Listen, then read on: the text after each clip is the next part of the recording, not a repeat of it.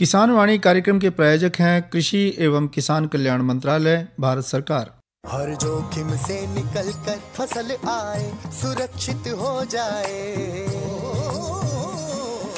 फसल बीमा से हर किसान अब आत्मनिर्भर हो जाए।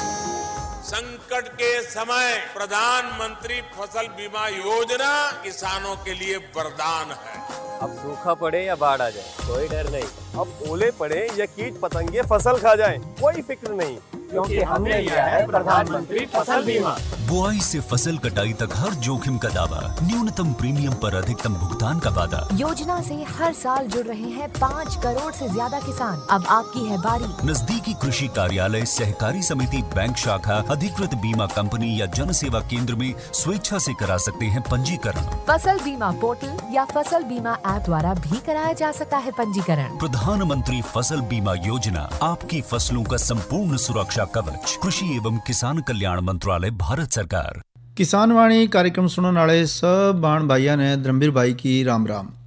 भाइयों, किसान वाणी कार्यक्रम में जो विषय हम लेकर के हाजिर हुए हैं, एक तो ये कि जो चना की जो फसल किसान भाई बोवेंगे तो चने की बिजाई में क्या सावधानियां हमने बरतनी हैं, इस बारे में चर्चा करेंगे।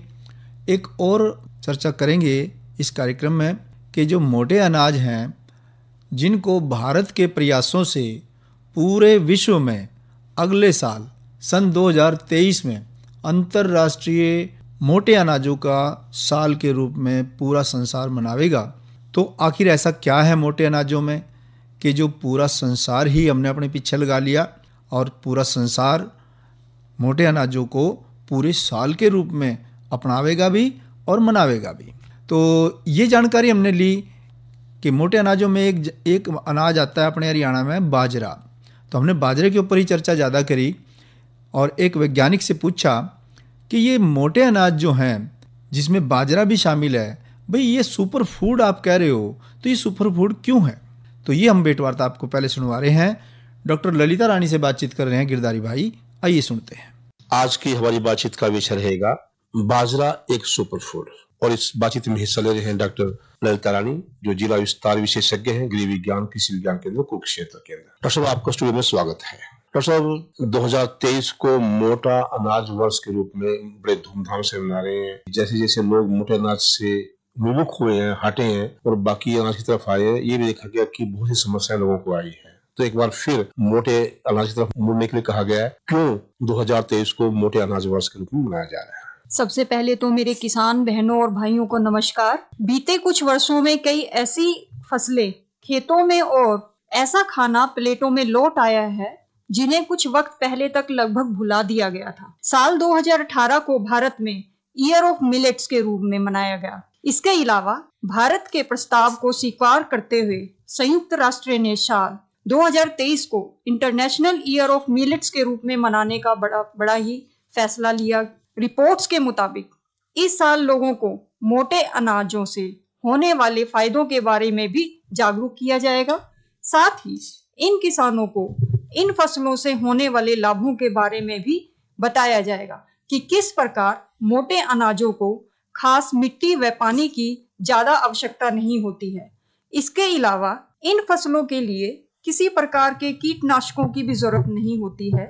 अगर विशेषज्ञों की माने तो मोटे अनाज जो है वो तेजी से चलन में लौट रहे हैं और इन्हें स्मार्ट फूड या सुपर फूड के रूप में भी पहचाना जा रहा है, क्योंकि ये मोटे अनाज धरती के लिए, किसानों के लिए और हम सब के स्वास्थ्य के लिए बहुत ही अच्छे होते हैं। विशेषज्ञों के अनुसार इन्हें अधिक पानी की आवश्यकता नहीं होती, साथ ही ना ही इन्हें ज्यादा कीटनाशकों की जरूरत होती है और साथ ही ये अधिक तापमान में भी आसानी से उग जाती हैं। डॉक्टर साहब, हमारा एक सवाल आपसे रहेगा कि जब बात मोटे अनाज की होती है तो कौन कौन से अनाज है जो मोटे अनाज की श्रेणी में आएंगे? वैसे तो बाजरे में बहुत सारी किस्में हैं। अगर हम बात करें बाजरे की किस्मों की तो पूरे विश्व में कम से कम 6000 जो किस्म के हमारे बाजरे की हैं वो उपलब्ध हैं, जिनमें मुख्य तौर पर खाने योग्य ज्वार, बाजरा, रागी आदि कुछ हैं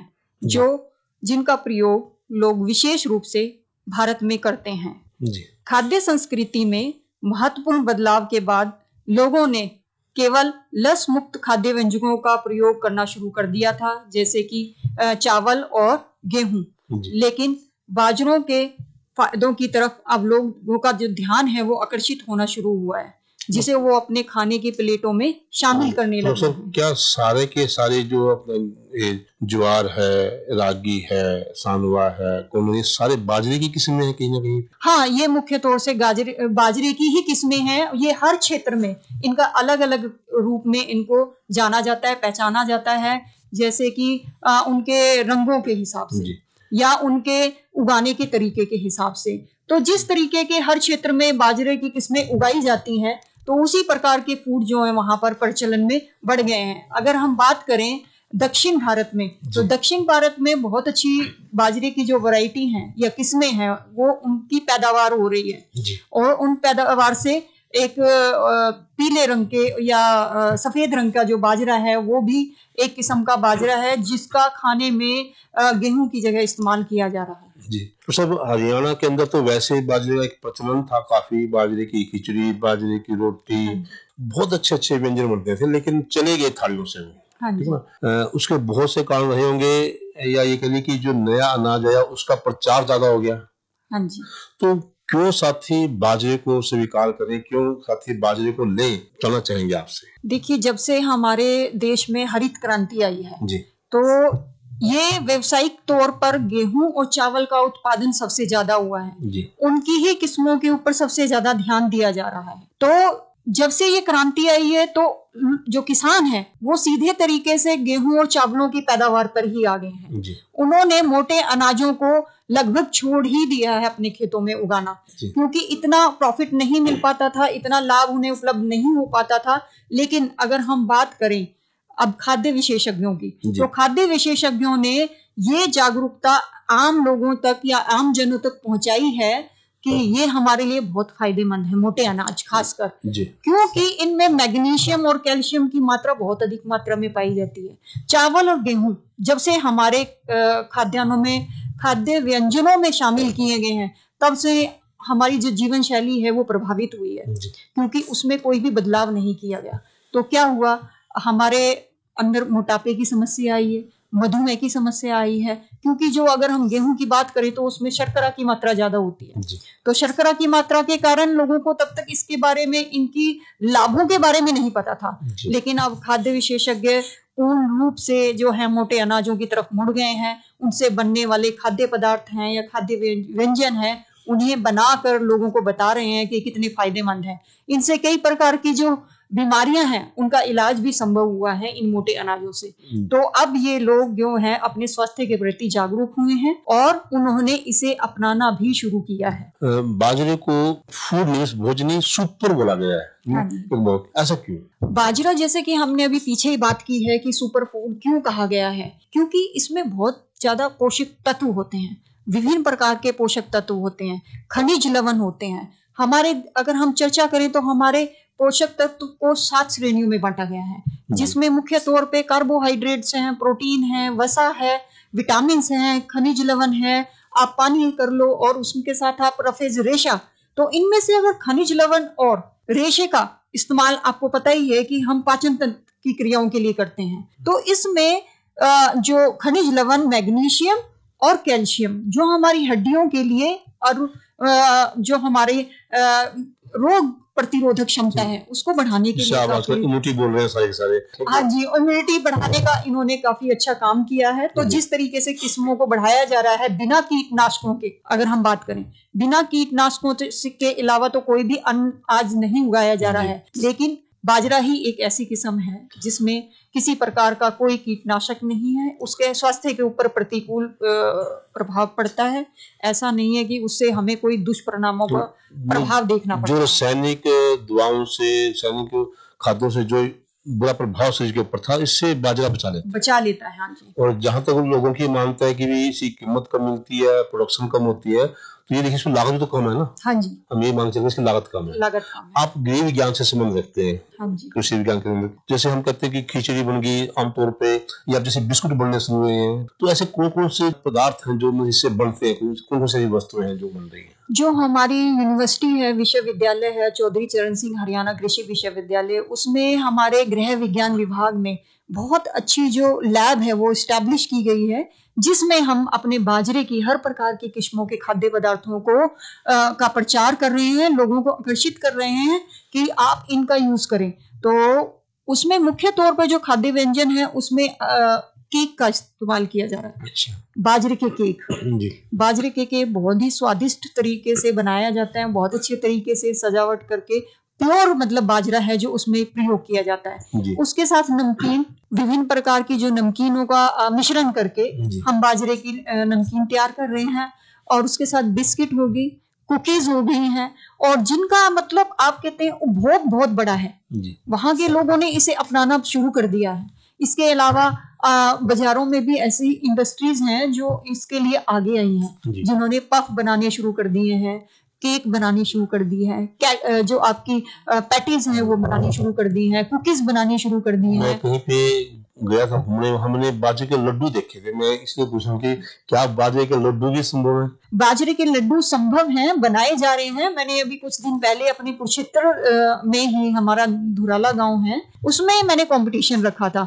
तो उसमें जो पुरानी औरतें हैं उन्होंने लड्डू बनाए थे बाजरे के, और वो बहुत ही स्वादिष्ट थे। तो हमें लगता है कि उनको प्रचलन में लाना चाहिए, उन लोगों को उत्साहित करना चाहिए कि इस प्रकार के जो खाद्य व्यंजन है उनको बनाए और लोगों तक वो पहुंच पाए, और उस तरीके का हमें लिटरेचर भी तैयार करना। बाकी फसलों की अपेक्षा हम बाजरे की तरफ ध्यान देना चाहते हैं। हाँ जी, हाँ जी। ऐसा क्यों?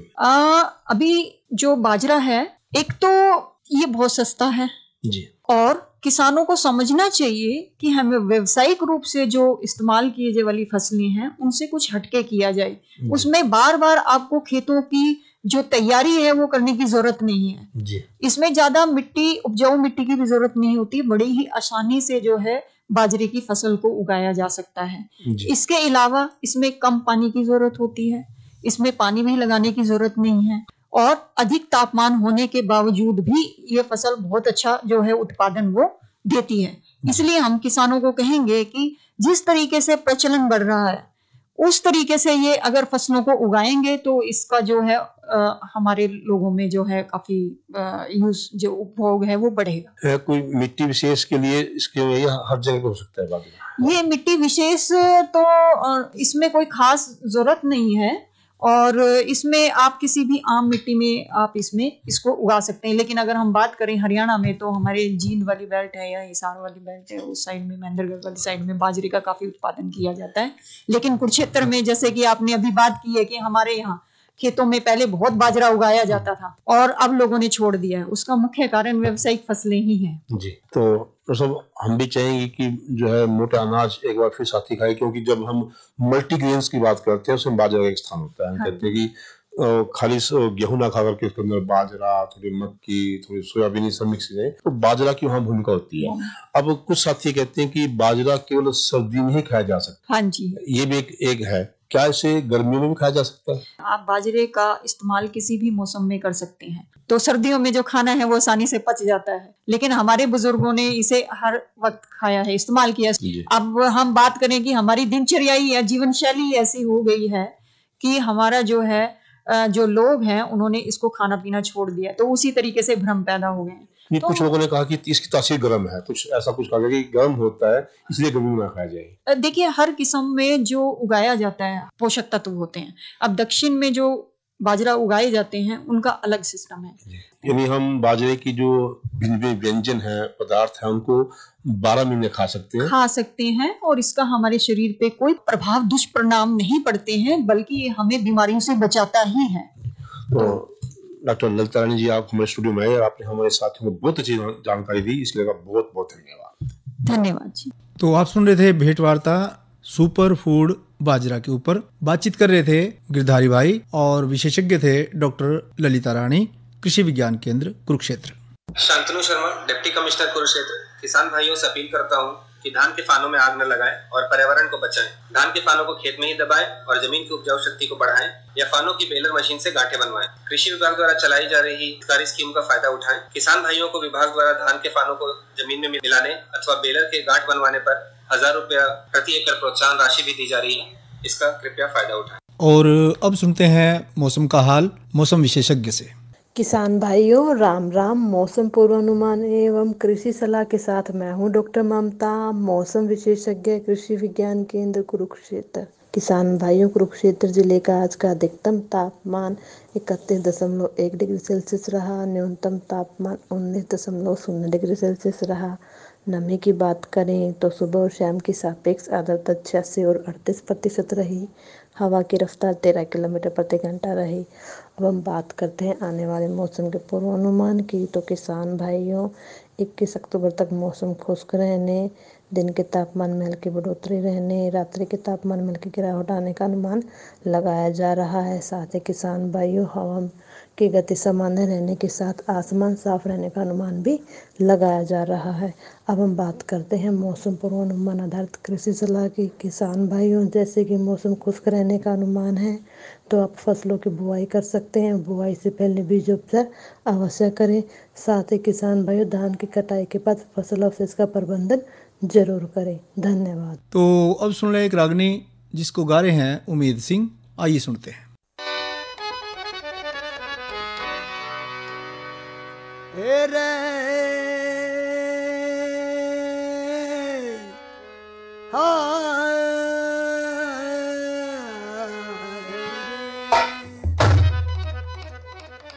रानी एक बात का डर से और मेरे दाड़ में तेरे कौन करेगा लाड। सासू ननंद नहीं जड़ मेरे गोरी एक बात का डर से मेरे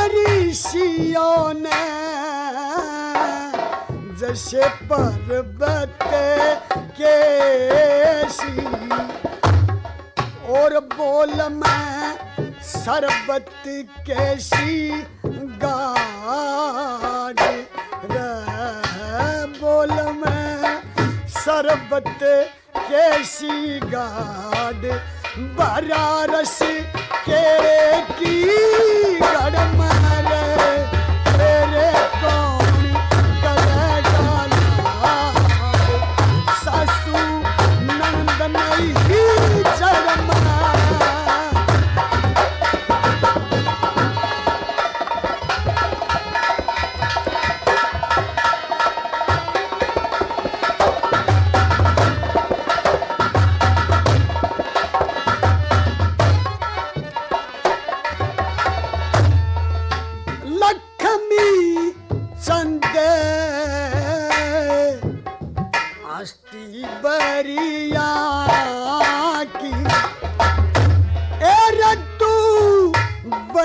खड़ी रे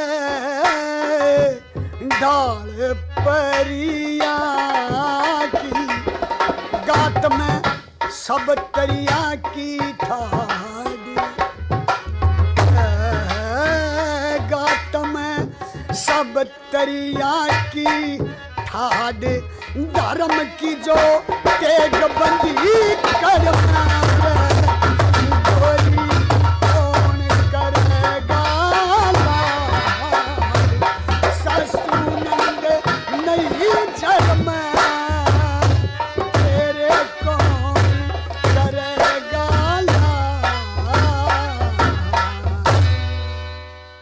ये थे उमेद सिंह। और आपको बता दें कल के किसान वाणी कार्यक्रम में जो हम जानकारियां लेकर के पेश होंगे, पहली जानकारी रहेगी गेहूं की उन्नत किस्मों के बारे में, क्योंकि गेहूं की बिजाई का समय धीरे धीरे करके नज़दीक आ रहा है। तो गेहूं की उन्नत किस्में और शस्य क्रियाएँ ये जानकारी देंगी डॉक्टर श्रीमती सरिता रानी। आज की नसीहत के तहत जानकारी देंगे बदलते मौसम में मधुमक्खियों की देखभाल के बारे में, और थोड़ी जानकारी हासिल करेंगे प्राकृतिक खेती के लिए बीजामृत जब तैयार करेंगे तो उसके लिए क्या ज़रूरी सामान चाहिए। तो ये सभी जानकारियाँ कल के कार्यक्रम में हम पेश करेंगे। हम किसान भाइयों से अनुरोध करेंगे कि वो कार्यक्रम लगातार सुनते रहें, हमारे साथ जुड़े रहें। अब चर्चा करें कि उन्नत कृषि क्रियाओं के द्वारा हम चने का उत्पादन बढ़ा सकते हैं। भाइयों, सबसे पहले बात आती है कि उन्नत किस्में कौन सी हैं। कोई भी हम फसल बोएंगे तो उन्नत किस्मों का तो पता होना बहुत ज़रूरी है। तो उन्नत किस्मों की अगर बात करें तो गेहूं की उन्नत किस्में हैं H208, ये बरसात पर निर्भर करती हैं। C235 ये तराई वाले और सिंचित और पछेती बिजाई के लिए बहुत अच्छी किस्म मानी गई है। हरियाणा चना नंबर 3 ये केवल सिंचित क्षेत्रों में और नवंबर महीने के पहले हफ्ते तक बोई जाने वाली किस्म है। हरियाणा चना नंबर 5 ये हरियाणा के सभी इलाकों में बोई जा सकती है। हरियाणा काबली चना नंबर 1 ये भी हरियाणा के सभी क्षेत्रों में बोई जा सकती है। और एक है हरियाणा काबली चना 144, ये सेम वाले इलाकों को छोड़कर हरियाणा राज्य के सारे सिंचित इलाकों में बोई जा सके। एक है चना गोरा इसारी, ये भी काबली चना है। तो ये पश्चिमी क्षेत्र के सारे सिंचित इलाकों के लिए बोई जा सकती है। अब किस्मों की बात कर लें कि चना अच्छे जल निकास वाली दोमट रेतली मिट्टी और हल्की मिट्टी में अच्छा होता है। सेम वाली ज़मीन, खाली और कल्लर वाली मिट्टी और ऐसी मिट्टी जिसका pH मान 8.5 से ज़्यादा हो, वहाँ चना बोने का फ़ायदा नहीं है। तो बीज की मात्रा की अगर बात करें, देसी चने के लिए बीज की मात्रा 15 से 18 किलो प्रति एकड़, परंतु मोटे चने वाली हरियाणा चना नंबर 3 किस्म के लिए 30 से 32 किलो बीज प्रति एकड़ बोना चाहिए। सुडोल दाने वाली काबली चने के लिए 36 किलो बीज प्रति एकड़ काफ़ी रहेगा। तो गोरा इसारी चने के बीज की मात्रा 24 से 26 किलो प्रति एकड़ लेनी चाहिए। हरियाणा चना नंबर 1 की पछेती बिजाई के लिए 20 से 22 किलोग्राम बीज का इस्तेमाल करना चाहिए। जहाँ तक बात है कि बीज का भाई बोने का क्या समय है, तो देसी चने की बिजाई का उपयुक्त समय मध्य अक्टूबर का है। अच्छी पैदावार लेने के लिए चने को मध्य अक्टूबर से लेकर और 30 अक्टूबर तक बो देना चाहिए। हालांकि काबुली चने को बोने का समय अक्टूबर का आखिरी हफ्ता है और सिंचित इलाकों में चना नंबर 1 और गोरा इसारी की बिजाई नवंबर के दूसरे और तीसरे सप्ताह में करनी चाहिए, लेकिन चना नंबर 1 को सिंचित क्षेत्रों में दिसंबर के मध्य तक भी बोया जा सकता है।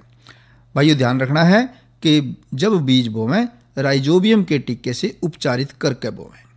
तो ये बातें थी हरियाणा के अंदर। अगर हम हरियाणा में हैं और हम चना बोना चाहते हैं तो कुछ ध्यान रखने वाली बात यह है कि एक तो बीज का उपचार करना, एक जो किस्म ले में उसके हिसाब से बिजाई का समय ज़रूर देख लें, और खाद और उर्वरकों का प्रयोग जो है वो सिफारिश जितनी है उससे ज़्यादा बिल्कुल ना करें, क्योंकि ज़्यादा जो हम जब खाद देते हैं, ख़ास तौर से रासायनिक खाद, तो उनका ज़मीन में फ़ायदा होने के बजाय नुकसान होना शुरू हो जाता है। अरे अरे अरे क्या कर रहा है? इधर इधर इधर हम बोल रहे हैं तेरे बीजू का। पुतला बोल रहा है? पक्षियों से तो हम खेत को बचा लेते हैं, पर इन घातक रसायनों से कैसे बचाएं? मतलब? देख बेटा, तू जो ये अंधाधुंध रसायन मिलाता है ना, मिट्टी की सेहत बिगड़ने लगी है, और जब माटी ही कमजोर पड़ जाएगी तो उपज कैसे सेहतमंद होगी? अरे पहले ऐसा नहीं था, पूछना अपने बड़े बुजुर्गों से, कैसे फसल लहलहाती थी, शुद्धता झलकती थी। हाँ, माटी भी तंदुरुस्त और लोग भी। अरे पहली वाली बात कहाँ? पर अब तो सब यही डाले हैं। सब नहीं, आज भी लाखों जागरूक किसान परंपरागत विधि से फसल उगा रहे हैं, खर्चा कम और उपज की कीमत भी बेहतर पा रहे हैं। सच है? रे बेटे एक्सपीरियंस से बता रहे हैं, धूप में बाल सफेद नहीं किए हैं। हाँ। ठीक है भाई, मैं भी आज से जैविक खेती शुरू करूंगा। माटी से प्रेम की परंपरा है, परंपरागत खेती। इस कार्यक्रम के प्रायोजक थे कृषि एवं किसान कल्याण मंत्रालय, भारत सरकार। धर्मवीर भाई ने दो इजाजत। अच्छा भाइयों, राम राम।